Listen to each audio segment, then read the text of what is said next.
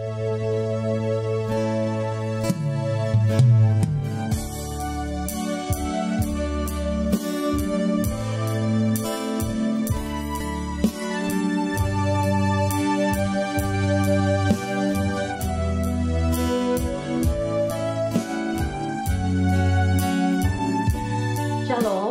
sore Bapak Ibu Saudara-saudari yang terkasih dimanapun Anda berada. Sungguh merupakan satu perjumpaan yang begitu indah di dalam Tuhan Yesus. Mari kita mau membuka hati bersama-sama.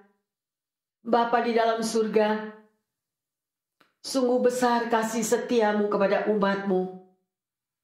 Kami boleh merasakan kebaikan-kebaikanmu Bapa, yang sudah Engkau berikan di dalam kehidupan kami. Dan biarlah kami memiliki hati Tuhan untuk selalu melekat kepadamu, untuk mau setia kepada Engkau, supaya kami boleh melihat kasih dan anugerah-Mu itu sungguh-sungguh nyata di dalam kehidupan pribadi lepas pribadi. Inilah umat-Mu ya Tuhan. Sore hari ini kami mau belajar akan firman-Mu. Bersabdalah di tengah kami ya Bapa, supaya kami boleh mengerti apa yang menjadi kehendak-Mu di dalam kehidupan kami. Terima kasih Tuhan Yesus. Kami terlalu percaya bahwa firman ini akan menjadi berkat bagi setiap kami, sehingga hidup kami hari demi hari lebih dikuatkan. Di dalam nama Tuhan Yesus kami berdoa. Haleluya. Amin. Shalom yang terkasih Bapak Ibu Saudara-saudari dimanapun kita semua berada. Ya, juga jemaat yang disayang Tuhan. Sore hari ini kita akan melanjutkan pembahasan tentang pengajaran Yesus yang dikatakan melalui keadaan tanah hati kita. Ya, perumpamaan ini sangat kaya makna.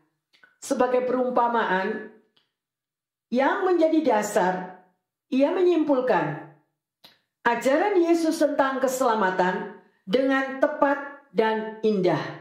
Mari kita belajar bagaimana keselamatan yang adalah anugerah dari Allah tersedia bagi saudara dan saya melalui iman. Ya, jadi ini berarti kita menilai makna daripada iman. Kita akan berbicara mengenai iman itu dari segi komitmen dan menguraikan bagaimana komitmen menerangi makna iman. Pertama-tama, mari kita tengok unsur-unsur yang penting dari perumpamaan ini. Benih adalah firman Allah dan penabur benih itu adalah pengkhotbah. Yesus sendiri adalah penabur yang pertama untuk apa yang dikatakan dalam Alkitab ini, ya. Benih ini ditaburkan di atas tanah yang mewakili tanah hati manusia. Semuanya sudah jelas. Lalu, apalagi yang dapat kita pelajari lebih dari semuanya ini? Mari bersama-sama kita mau pusatkan hati dan kepikiran kita. Ada 3 hal yang akan kita pelajari. Yang pertama, perhatikanlah bahwa benih itu diberikan oleh Tuhan secara cuma-cuma sebagai anugerah. Ya, jadi benih itu adalah satu anugerah diberikan untuk saudara dan saya. Ia jatuh ke atas permukaan tanah sebagai anugerah bagi tanah tersebut. Tanah tidak akan mampu menghasilkan benih dan tidak berhak atasnya. Bahkan sebenarnya tidak layak untuk menerimanya. Ya, karena yang berbicara tentang tanah itu adalah tanah hati kita semuanya. Itu yang pertama. Yang kedua, jadi benih itu juga adalah keselamatan Allah yang dianugerahkan kepada saudara dan saya sebagai hadiah, bukan hasil daripada jeripayah usaha kita. Ya. Dan yang ketiga, benih juga disebutkan sebagai firman Allah. Akan tetapi, apa makna daripada firman Allah? Yang terutama, Firman Allah berarti pesan-pesan dari Allah. Pesan tentang keselamatan dari apa yang dia sudah korbankan dirinya di kayu salib. Yesus mati di kayu salib untuk menebus saudara dan saya, untuk memberikan keselamatan di dalam kehidupan saudara dan saya. Sungguh luar biasa, ya. Dan kita bisa melihat firman ini datang di dalam kehidupan saudara dan saya melalui suatu perumpamaan, ya. Oleh karena itu di dalam Perjanjian Lama, firman ini juga disebut sebagai terang. Firman-Mu itu pelita bagi kakiku, ya, dan terang bagi jalanku. Tadi kita sudah menyembah bersama-sama. Mari kita mau baca di dalam Mazmur 119 ayat yang ke-105. Firman-Mu itu pelita bagi kakiku dan terang bagi jalanku. Amin. Ya, jadi sangatlah rugi kalau kita sebagai anak Tuhan tidak mau baca firman Tuhan atau tidak ada waktu untuk menelaah daripada firman Tuhan. Bahkan dengan jelas dikatakan bahwa firman-Mu itu adalah pelita dan terang bagi jalanku. Jadi supaya Anda dan saya sebagai anak Tuhan, jalan kita itu tidak sampai terjatuh. Ya, oleh karena itu kita harus mengerti dan berdiri serta melakukan firman Tuhan. Amin. Ya, jadi kalau kita memahami bahwa firman Tuhan itu sebagai terang, kita harus bertindak dan mengungkapkan, dan bukannya kita menyembunyikan kebenaran firman Tuhan tersebut. Ya, dan poin ini juga ditegaskan di dalam ayat-ayat yang ada di Markus 4 ayat yang ke-21. Lalu Yesus berkata kepada mereka, "Orang membawa pelita bukan supaya ditempatkan di bawah gantang atau di bawah tempat tidur, melainkan supaya ditaruh di atas kaki Dian." Amin. Jadi, kalau saudara itu hidup di dalam terang, maukah terang yang ada di dalam diri saudara dan saya itu kita pancarkan kepada orang lain? Mungkin mereka hidupnya masih di dalam kegelapan, ya. Jadi, kata Yesus, jangan terang itu ditaruh di bawah tempat tidur, ya. Harus ditaruh di tempat yang menyolok, yang bisa menyinarkan cahayanya ke semua tempat. Tidak disembunyikan cahayanya. Perumpamaan bukan untuk menutupi keselamatan. Kita harus tahu hal itu. Tetapi untuk mengungkapkannya, ya. Untuk menyaksikan kepada orang lain bahwa saudara dan saya ada hidup di dalam terang. Amin. Benih adalah firman Allah. Disebut sebagai satu misteri atau rahasia. Kita melihat hal ini persis pada bagian awal dari penjelasan perumpamaan tentang penabur. Mari kita baca di dalam Matius 13 ayat ke-3 sampai ke-8. Dan ia mengucapkan banyak hal dalam perumpamaan kepada mereka. Katanya, adalah seorang penabur keluar untuk menabur. Pada waktu ia menabur, sebagian benih itu jatuh di pinggir jalan. Lalu datanglah burung dan memakannya sampai habis. Sebagian jatuh di tanah yang berbatu-batu, yang tidak banyak tanahnya.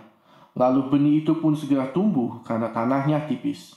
Tetapi sesudah matahari terbit, layulah ia dan menjadi kering karena tidak berakar. Sebagian lagi jatuh di tengah semak duri, lalu makin besarlah semak itu dan menghimpitnya sampai mati.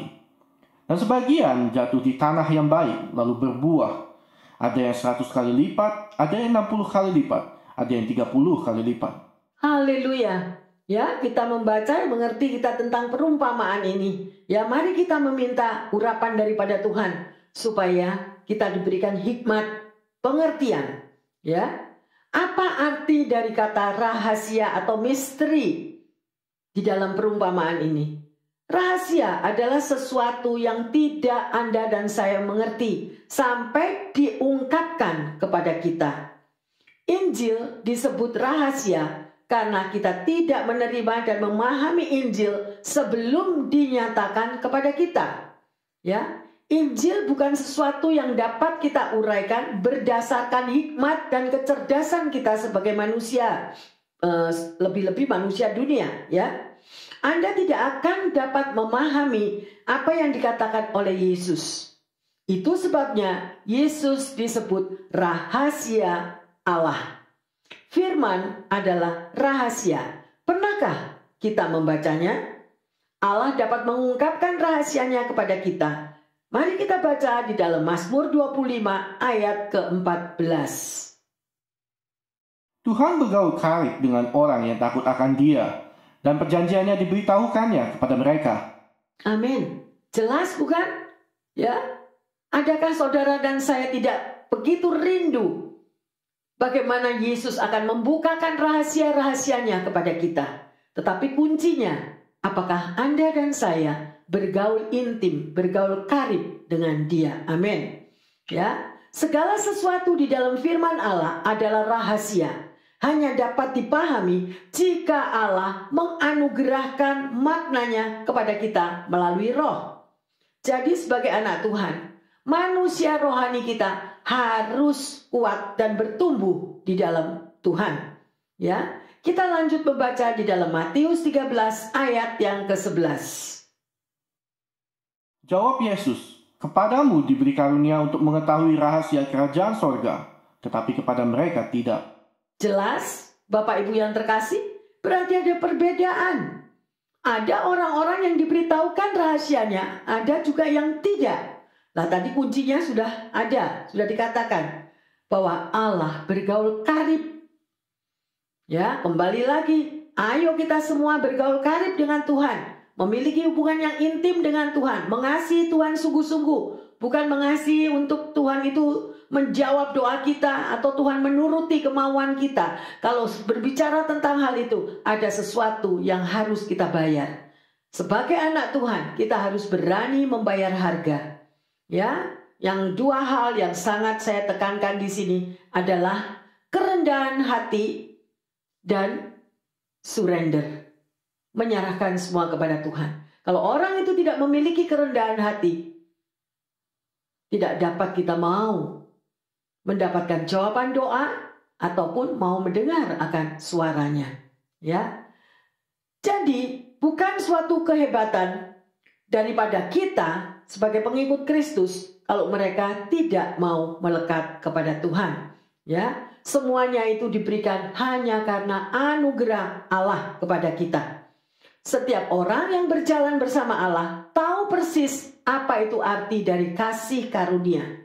Dan hanya oleh karena kasih karunia, kita dapat mampu kuat menghadapi perjalanan hidup ke depan. Amin. Yang terkasih, firman itu menyalurkan kehidupan bagi hidup kita. Ya, Yesus dengan indah menggambarkan firman Allah sebagai benih.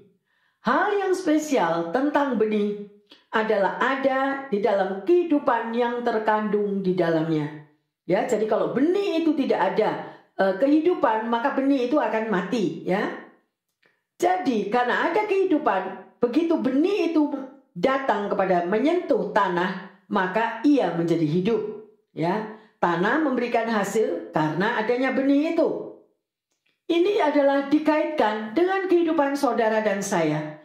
Maka dapat dikatakan bahwa saya tidak memiliki kehidupan di dalam jiwa saya, ya, tanpa kasih karunia Allah.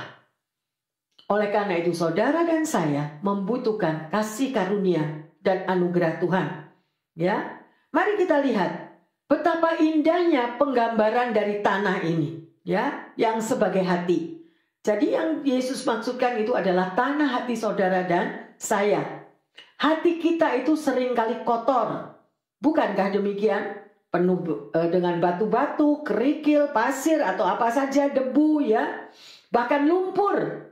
Nah, seperti itulah rupa hati kita manusia. Kalau kita mau jujur mengaku kepada Tuhan, apa saja yang menjadi pergolakan di dalam pikiran dan hati kita.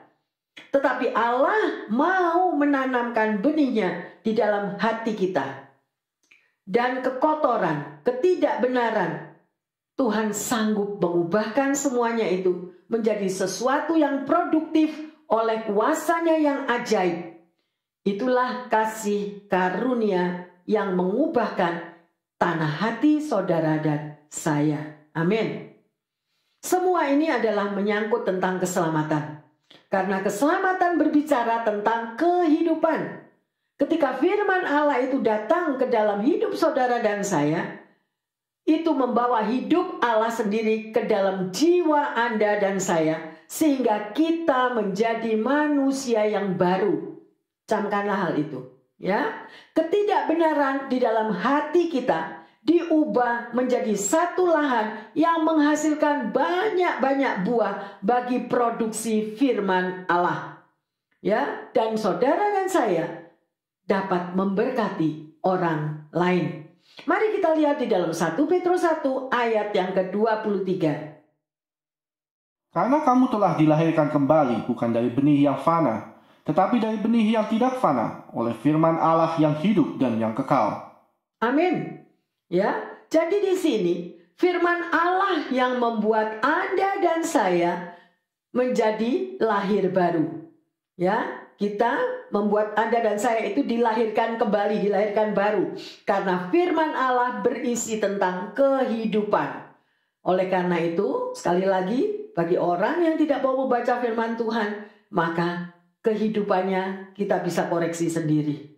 Ya, karena saudara dan saya membutuhkan firman Allah, dan di mana firman Allah itu adalah Tuhan Yesus sendiri yang berbicara kepada Anda dan saya. Hidup saudara dan saya dituntun oleh firman-Nya. Oleh karena itu banyak sekali anak-anak Tuhan yang hidup di dalam kegelapan. Karena apa? Karena tidak pernah mau baca firman Tuhan.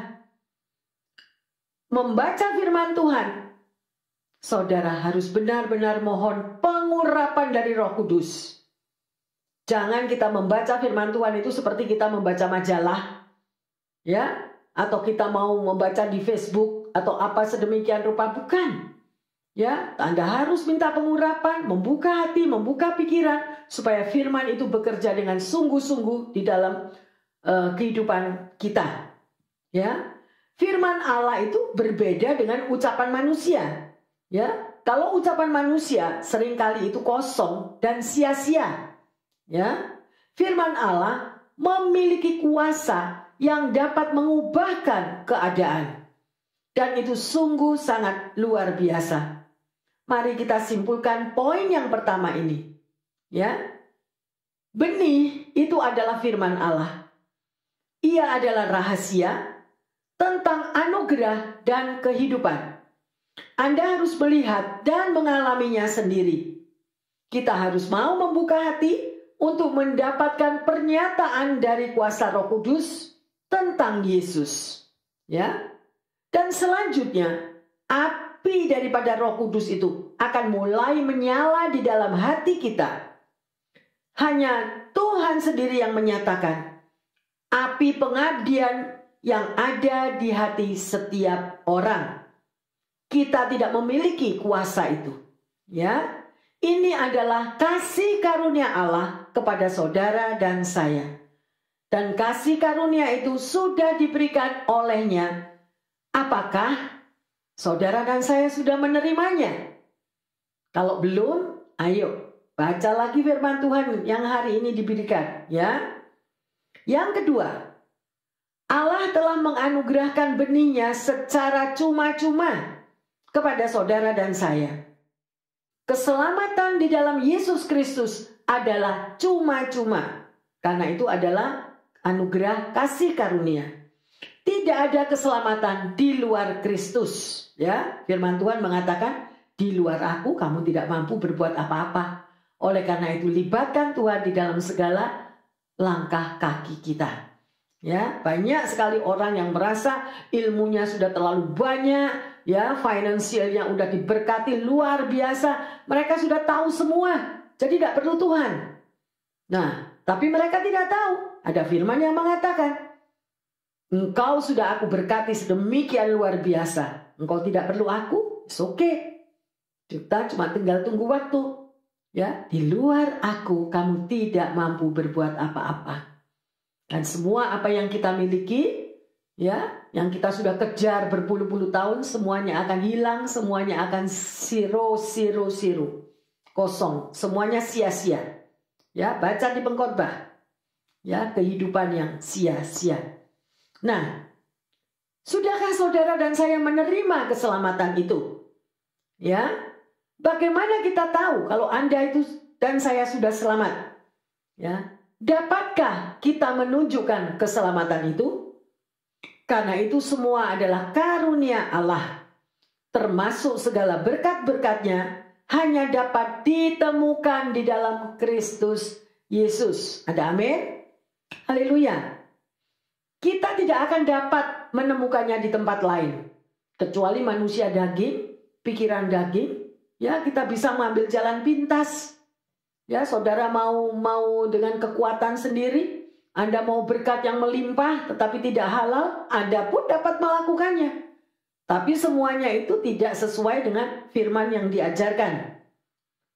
Ya, Allah begitu sangat mengasihi dunia ini, seluruh dunia, sehingga Dia menganugerahkan keselamatannya dengan cuma-cuma. Ya, Dia berikan putranya yang tunggal supaya saudara dan saya dapat diselamatkan. Nah, sekarang pertanyaannya, lalu mengapa dunia tidak terselamatkan? Mungkin saudara mulai mikir, sana bencana, sini bencana, sana pembunuhan, di sana bom-boman. Nah, banyak. Kenapa? Kok sampai itu terjadi kalau memang Tuhan itu mau menyelamatkan kita? Mari kita lihat. Rasul Yohanes menjelaskan, karena dunia ini lebih menyukai kegelapan daripada terang. Dari mana kita tahu? Ayo kita baca. Yohanes 3 ayat 19. Dan inilah hukuman itu. Terang telah datang ke dalam dunia, tetapi manusia lebih menyukai kegelapan daripada terang, sebab perbuatan-perbuatan mereka jahat. Amin. Jadi Bapak Ibu Saudara-saudari yang terkasih, kita tahu bahwa kalau kita berbuat jahat, berarti kita ini hidup di dalam kegelapan. Ya, dan manusia lebih suka hidup dalam kegelapan karena apa? Kepuasan daging. Puas. Dan orang yang selalu mau memuaskan dagingnya, saudara, ya, tidak peduli persahabatan dengan dunia. Nah, itu sudah dikatakan permusuhan dengan Allah. Perbuatan daging apa kita? Makanya buah-buah roh harus ada di dalam kehidupan setiap anak-anak Tuhan. Amin. Haleluya. Mari kita kembali kepada penjelasan tentang iman yang kita dengar. Bahwa kita diselamatkan, saudara dan saya diselamatkan oleh karena iman. Ya. Tapi apa artinya iman itu? Penjelasan yang paling sering disampaikan adalah kutipan yang menyatakan bahwa iman adalah dasar dari segala sesuatu yang kita harapkan dan bukti dari sesuatu yang tidak kita lihat. Kita baca di dalam Ibrani 11 ayat yang pertama. Iman adalah dasar dari segala sesuatu yang kita harapkan dan bukti dari segala sesuatu yang tidak kita lihat. Ada amin?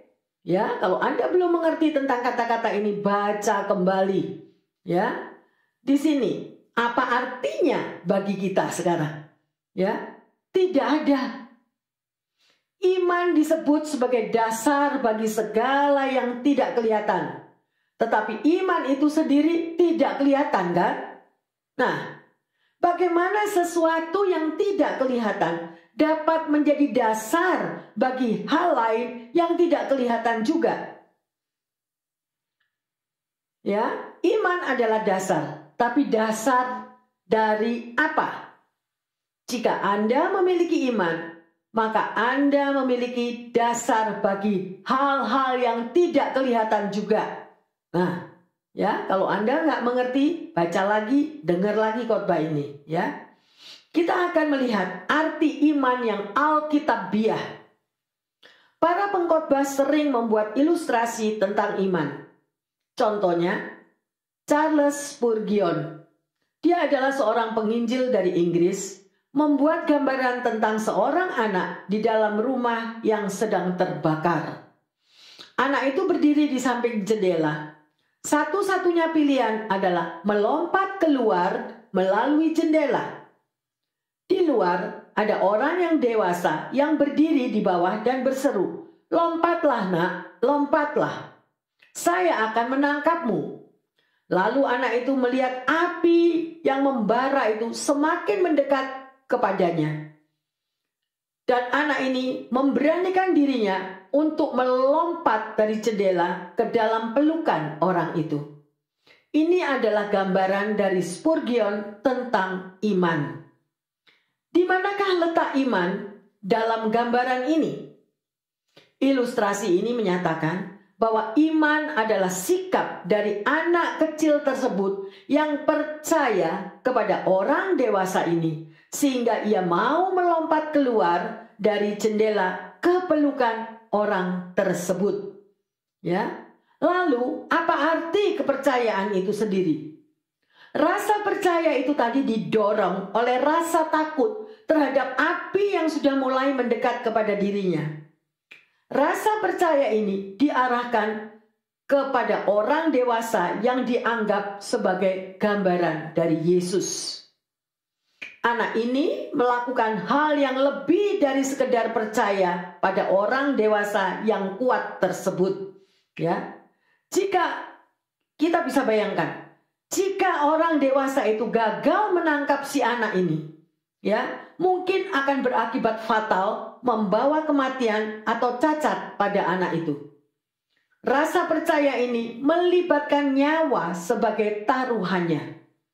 Anda harus siap mempertaruhkan nyawa Anda jika kita ingin berbicara tentang iman yang alkitabiah. Anda mengerti? Ya, itulah iman dalam gambaran dari Spurgeon ini. Iman adalah satu komitmen total karena kita harus mempertaruhkan nyawa kita di sini. Ya, ada waktu Anda menghadapi masalah, kita harus mempertaruhkan segala-galanya. Artinya itu 100% surrender. Ya, enggak pakai lagi pikiran, ya. Dibutuhkan penyerahan diri dan percaya sepenuhnya kepada Tuhan. Kita dibenarkan oleh iman. Mana iman saudara dan saya? Apa yang Anda pertaruhkan demi Yesus? Pertanyaannya.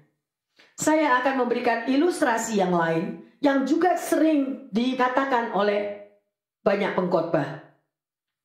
Seorang misioneri menceritakan pengalamannya ketika dia ada di India.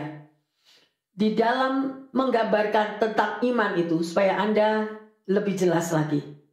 Sewaktu ia di dalam perjalanan menuju ke suatu tempat, ia harus menyeberang melalui sebuah jembatan gantung di atas sebuah jurang yang sangat dalam. Ketika ia menatap ke arah jembatan gantung tersebut, terasa terayun jauh di atas sungai. Jembatan itu membuat dari misioneri ini menjadi takut. Dan ia berkata, "Lupakanlah saja. Saya tidak mau menyeberang." Ya, penduduk setempat berusaha meyakinkan. Mereka berjalan melintasi jembatan gantung tersebut. Itu bolak-balik dengan mudahnya. Ya, tapi dia katakan, "Saya ini orang barat. Ya, saya lebih tinggi dan lebih berat daripada tubuh kalian. Daripada sedemikian itu, maka kalian dapat melintasi dengan mudah." Ya, tidak begitu dengan saya. Jadikan bukti dengan adanya jembatan itu kuat atau tidak. Kalau si misionari yang gede ini, dia berjalan di jembatan goyang tersebut. Ya, demikian katanya. Karena ia menolak untuk menyeberang, maka penduduk setempat berkata kepadanya, "Baik, Anda lebih tinggi dan lebih berat ketimbang kami. Jadi kami akan menyeberangi jembatan ini sekaligus 2 orang. Ya, supaya memperkuat perkataannya itu, dia mau show, dia mau tunjukkan. Beban kami berdua tentunya lebih berat daripada beban kamu. Ya. Oleh karena itu, segeralah 2 orang ini menyeberang daripada jembatan tersebut. Dan mereka tidak ada masalah apa-apa. Karena tidak ada lagi alasan untuk menolak, maka bapak misioneri ini mengerahkan keberaniannya, mulai melangkah meniti jembatan gantung tersebut. Dengan gemetar, ia mulai menyeberangi sungai tersebut, ya. Dan akhirnya dia pun sampai ke seberang. Dia bisa selamat, ya. Dan inilah gambaran tentang iman. Pada mulanya sang misionari ini tidak percaya, ya, bahwa jembatan gantung itu sanggup menahan berat badannya. Namun sebagaimana yang sudah diberitakan tadi di dalam surat Ibrani, ya, karena kita mempunyai banyak saksi bagaikan awan yang mengelilingi kita, marilah kita berlomba dengan tekun dalam perlombaan yang diwajibkan bagi kita. Nah, ini sangat baik, contoh yang baik untuk saudara dan saya. Ayo kita baca Ibrani 12 ayat yang pertama. Karena kita mempunyai banyak saksi, bagaikan awan yang mengelilingi kita, marilah kita menanggalkan semua beban dan dosa yang begitu merintangi kita, dan berlomba dengan tekun dalam perlombaan yang diwajibkan bagi kita. Amin. Jadi berarti ada apa? Sebagai anak Tuhan ada apa? Ada perlombaan yang diwajibkan bagi saudara dan saya. Jadi tugas saudara dan saya hidup di dunia ini ada satu perlombaan, jangan lupa. Ya, dan kita mempunyai banyak saksi. Orang-orang lain yang mereka sudah berhasil dengan imannya akan bersaksi kepada Anda. Dan kalau Anda pun berhasil menang di dalam iman Anda pun akan menjadi saksi bagi orang lain. Ya, tapi ada syaratnya. Marilah kita menanggalkan apa? Semua beban dan dosa yang begitu merintangi kita. Mari kita mau mengurangi dosa. Kalau bisa kita sadar setiap hari kita kurangi dosa kita. Dan lebih kita memperkuat manusia rohani kita. Supaya kita tidak jatuh di dalam manusia daging. Karena manusia daging itu yang akan membawa kita selalu jatuh dalam dosa. Dan itu adalah perlombaan yang apa? Diwajibkan. Jadi selama Anda dan saya sebagai anak Tuhan hidup di dunia ini, jangan kita cuma santai, nggak tahu, baca firman juga nggak mau, dan tidak tahu juga tanggung jawab dan kewajiban kita sebagai anak Tuhan. Kita mau diselamatkan, dan Yesus mati di kayu salib untuk menyelamatkan saudara dan saya. Ada harga yang harus kita mau bayar. Ya, yaitu apa tadi? Ayo, mengikuti perlombaan dengan tekun, dan itu adalah kewajiban. Biarlah sore hari ini pendengar dimanapun Anda berada, kita meteraikan firman ini di dalam hati kita yang dalam. Amin. Nah, kita kembali. Kita sudah melihat, bukankah gambaran ini sama apa yang dialami oleh misionari tadi? Demikian itu yang terjadi dengan anak kecil yang melompat dari jendela tadi, yang ada kebakaran. Jika imannya sia-sia, atau jika jembatan itu putus, apakah dia akan merugi? Ya, dia akan kehilangan segalanya, termasuk nyawanya.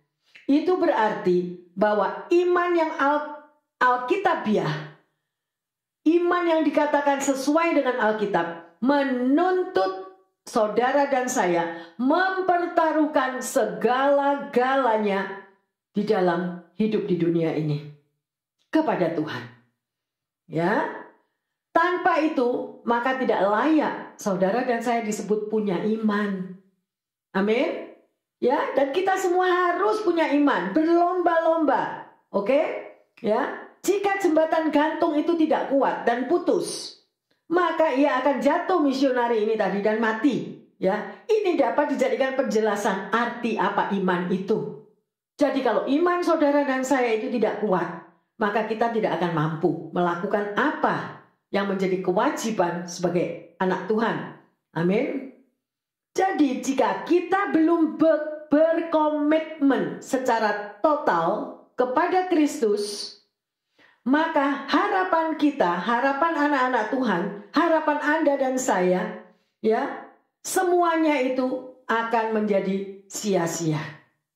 Ya, oleh karena itu perkuat iman kita.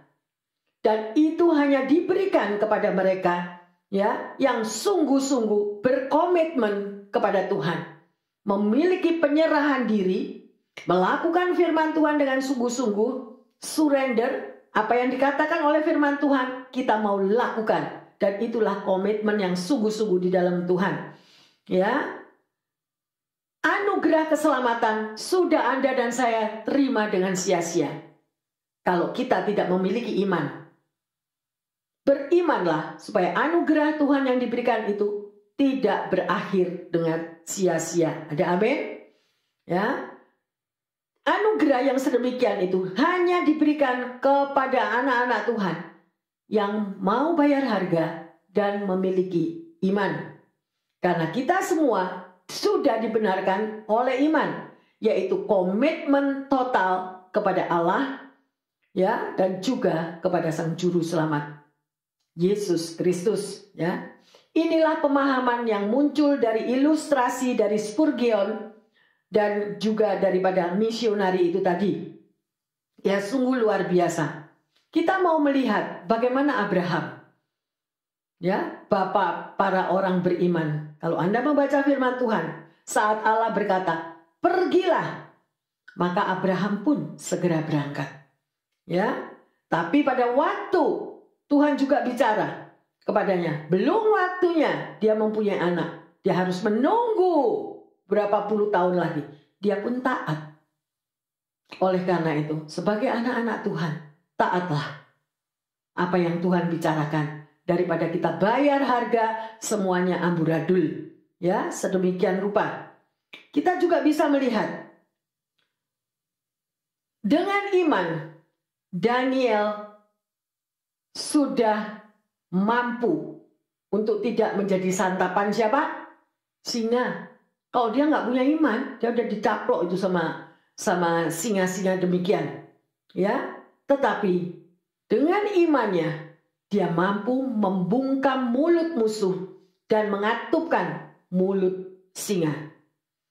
Jika iman tidak berkarya, maka sia-sialah apa yang dilakukan oleh Daniel, ya. Demikian juga apa yang ditaklukkan oleh Musa. Saudara dan saya sudah tahu cerita daripada Musa.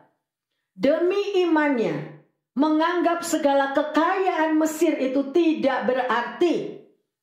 Ia menolak kedudukan dan kekayaan yang sudah diberikan oleh Mesir, serta memilih bersatu dengan umat Allah. Amin. Akibatnya apa yang dialami oleh Musa? Ia kehilangan segala-galanya. Kehilangan kedudukan dan kesemuanya. Ya, apa yang sudah dia pernah miliki di dalam istana kerajaannya pada masa lalunya.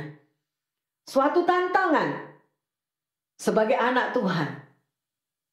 Tuhan berikan pilihan, Tuhan berikan kehendak bebas. Pilihan di tangan saudara dan saya. Apakah kita mau taat seperti Abraham? Apakah kita memiliki iman seperti Daniel? Apakah kita mau juga seperti apa yang dilakukan oleh Musa? Tuhan memberikan kehendak bebas kepada kita untuk memilihnya. Amin. Ya. Hari ini kita sudah belajar tentang keselamatan adalah sebuah anugerah. Apa yang kita lakukan agar kita memiliki keselamatan tersebut? Apa yang saudara dan saya mau lakukan supaya kita diselamatkan? Ya. Sudahkah kita menerima keselamatan tersebut? Dan maukah kita membayar harga? Berani dengan iman percaya. Sesuai dengan apa yang Tuhan katakan melalui firman-Nya. Yaitu dengan tekun dalam perlombaan yang diwajibkan bagi saudara dan saya. Perjalanan hidup belum selesai. Mungkin Anda sekarang mengatakan, "Bu Pendeta, saya sudah berumur 80 tahun. Apalagi pertandingan, apalagi yang harus saya lakukan?" Yes. Tetapi di dalam sisa daripada hidup yang sudah 80 tahun ini, maukah kita mau tetap berlomba? Melakukan kewajiban kita sesuai dengan firman Tuhan. Tetap berlomba. Ya, sedemikian rupa. Karena itu nanti yang akan dinilai oleh Tuhan Yesus pada waktu kita bertemu muka dengan muka. Perjalanan hidup anak-anak Tuhan itu sungguh indah. One day maybe kita fail. Satu hari mungkin kita jatuh. Ya, bukan kalau kita jatuh berarti semuanya tamat. Asal dengan tanda petik kita mau kembali kepada Tuhan dan bertobat. Ya, kalau kita tidak datang kepada Tuhan dan tidak bertobat, ya otomatis kita menjadi orang terhilang.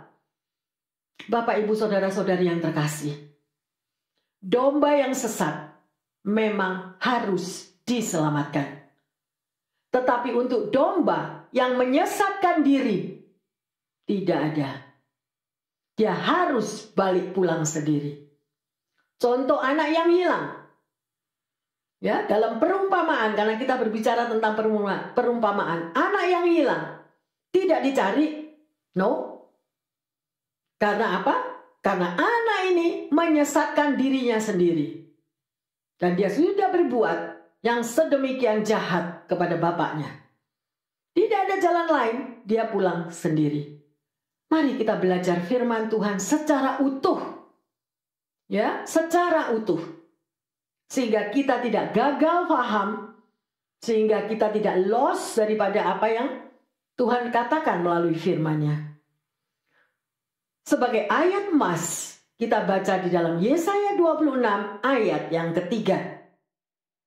Yang hatinya teguh kujagai dengan damai sejahtera, sebab kepadamulah ia percaya. Amin. Apa artinya, Bapak, Ibu, Saudara-saudari yang terkasih? Sebagai anak Tuhan, kita harus memiliki hati yang teguh. Ya, karena bagi orang yang teguh, yang tidak bimbang, ya, Tuhan akan menjagai kita dengan apa? Damai sejahtera. Sebab apa? Karena Tuhan juga melihat iman kita. Sebab kita percaya kepada Tuhan. Ada amin? Sungguh luar biasa. Kita sudah belajar bagaimana apa yang dijelaskan di dalam perumpamaan tentang tanah hati kita ini. Mari bersama-sama dengan kita yang ada di sini, kita akan memuji menyembah bahwa hati kita ini adalah rumah Tuhan. Rumahmu Tuhan.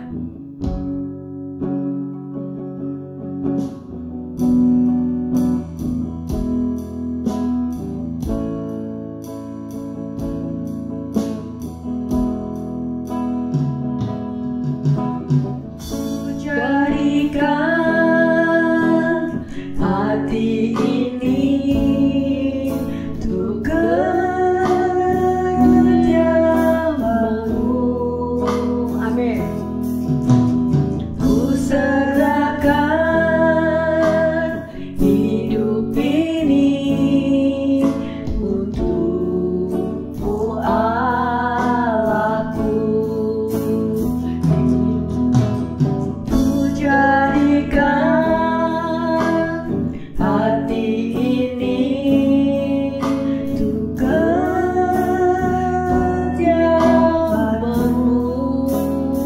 Amin.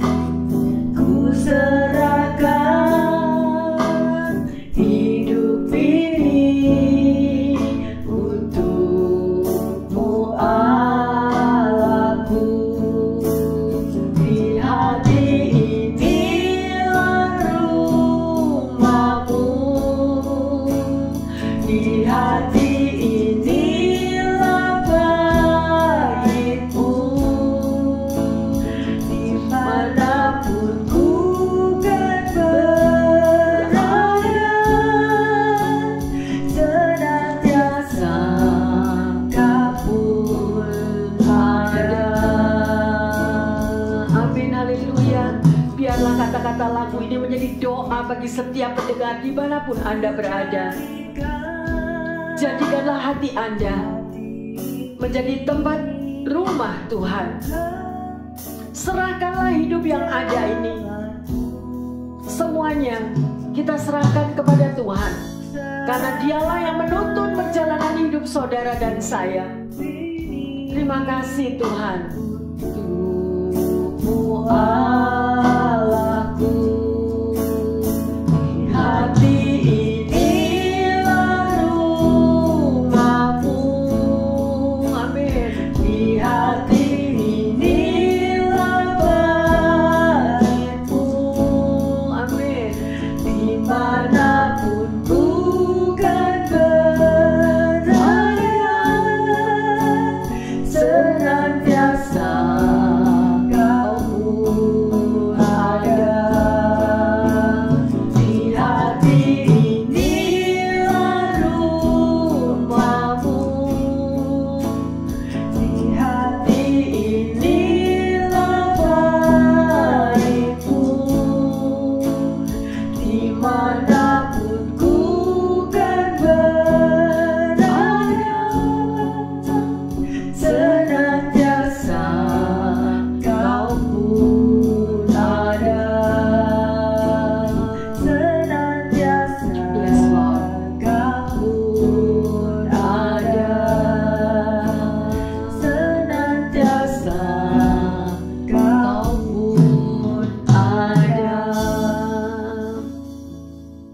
Terima kasih Bapa di dalam surga.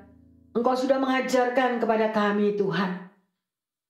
Untuk kami boleh melihat bagaimana keadaan tanah hati kami masing-masing ya Tuhan. Kami mau Bapa, tanah hati kami itu sesuai dengan apa yang Kau kehendaki. Yaitu menjadi tanah hati yang baik, tanah hati yang subur. Bukan tanah yang berbatu-batu, bukan tanah yang berkerikil. Karena Engkau mau diam ada di dalam setiap bait umat-Mu. Terima kasih Bapa di dalam surga. Kami sudah belajar lagi kebenaran tentang perumpamaan ini. Bukakan mata hati kami Tuhan, supaya kami bisa mengerti apa yang menjadi kehendak-Mu. Berikan kami iman yang teguh Tuhan, di dalam iman penyerahan total, supaya kami mampu mengikuti perlombaan iman ini dan kami keluar sebagai pemenang. Karena kami mau Tuhan, keselamatan yang sudah Kau beri, yang sudah Kau korbankan di atas kayu salib. Keselamatan itu adalah suatu anugerah Tuhan, boleh datang di dalam setiap hati umat-Mu. Engkau melihat Tuhan, Engkau menilik setiap hati kami. Ya, mungkin tanah hati itu sudah berlumpur, tanah hati itu sangat berbatu-batu, tanah hati itu penuh dengan onak duri. Tetapi dengan kehadiran-Mu Tuhan, Engkau akan membersihkan tanah hati kami. Terima kasih Bapa dalam surga. Kami pertaruhkan setiap pendengar dan jemaat-Mu yang saat ini lagi Tuhan memiliki dengan berbagai macam tantangan hidup. Bukakanlah hati dan pikiran mereka Tuhan, agar mereka mengoreksi tanah hati mereka dengan satu pengertian, agar tanah itu Kau ubahkan, dan kami mau sebagai umat Tuhan untuk diubahkan, sehingga kami menjadi manusia yang baru, dan tanah hati kami menjadi tanah hati yang baik dan subur. Maka hidup kami akan menjadi kesaksian yang luar biasa. Terima kasih Tuhan Yesus untuk kebenaran firman Tuhan yang sudah Kau berikan di dalam kehidupan kami semuanya. Engkau jamah setiap pendengar dimanapun Tuhan, yang memiliki saat ini Tuhan, ada yang sakit, ada yang berbeban berat, bahkan mereka yang mengalami kesulitan finansial. Tuhan, hamba percaya Engkau tidak akan membiarkan mereka berjalan sendiri. Engkau akan memberikan kekuatan ekstra, Engkau akan memberikan penghiburan, sehingga hidup mereka akan diubahkan. Hari demi hari mereka mau belajar akan firman Tuhan, mau membaca firman Tuhan, dan manusia rohani mereka akan dikuatkan. Terima kasih Bapa, terima kasih Roh Kudus untuk firman Tuhan yang sudah ditaburkan pada sore hari yang indah ini. Di dalam nama Tuhan Yesus, kami mengucap syukur karena firman-Mu itu bekerja dengan luar biasa menjadi berkat bagi setiap pendengar dan jemaat dimanapun kami berada. Terima kasih Tuhan Yesus. Di dalam nama Tuhan Yesus kami berdoa dan bersyukur. Haleluya. Amin. Jemaat yang terkasih dan Bapak Ibu Saudara-saudari pendengar dimanapun firman ini berada, mari kita mau datang kembali kepada Tuhan, belajar melalui firman dengan segala perumpamaan yang Tuhan Yesus berikan. Maka saudara dan saya akan memiliki tanah yang baru, tanah yang baik, tanah yang subur. Dan selamat menikmati. Tuhan Yesus memberkati. Amin.